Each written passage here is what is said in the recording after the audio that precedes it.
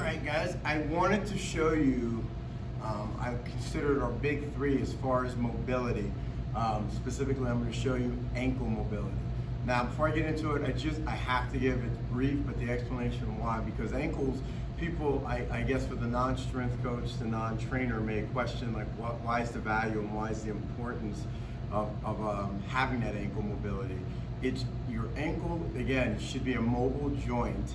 And for those exercises we love to do to build lower body strength, specifically squat movements, hip hinges like deadlifts and cleans and kettlebell swings, and then even getting into, again, some of just our standing drills, it's gonna require to have proper ankle mobility. And when that's compromised, what ends up happening, it affects those pattern movements. And for that reason, sometimes is why that person squats, I'm not gonna say always, but may suffer from knee issues.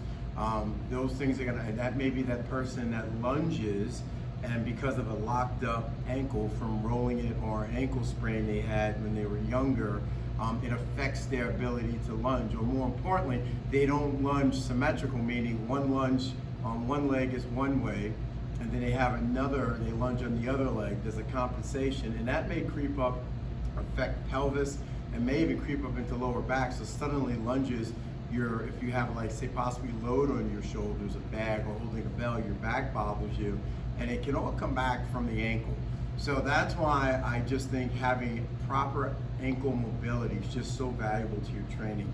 And then the reason I think people should always just work for it also, it's one of the things that's low-hanging fruit.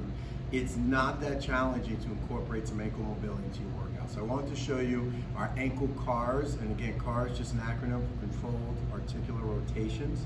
It's a simple way of putting it in circles, okay? But again, the devil's in the details, and I'm gonna tell you that it's trying to be as strict as possible. So on the ground, seated, I roll out of bed, do these first thing every morning. I'm gonna grab my tibia, that shin bone, and what I'm doing is I'm locking my lower leg.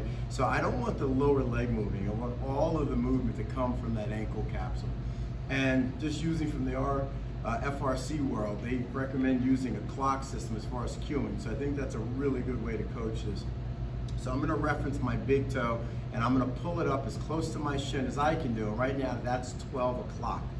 And now with my big toe, I'm gonna go over to 3 o'clock, down to 6 o'clock, like pushing down on the gas pedal. I'm not gonna try, I shouldn't be able to hit the ground.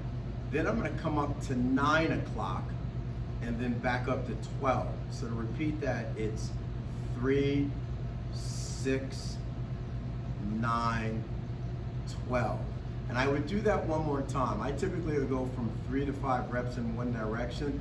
Then I'm gonna go counterclockwise, which again, just like everything, again, you may be proficient in one direction, but have issues in the other direction. So then again, 9, 6, 3, and then 12.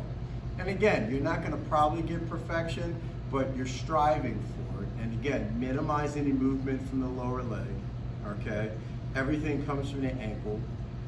Don't let cramping surprise you. A lot of times when you're sending some neurological messages down into that ankle capsule, you're putting that ankle in positions and may not have been in that position in a while, which that's typically the response you get. But this is just something you can do every morning as part of my daily morning routine. And I think you'll get really good benefit for a minimal amount of time and energy it requires. So give that a try.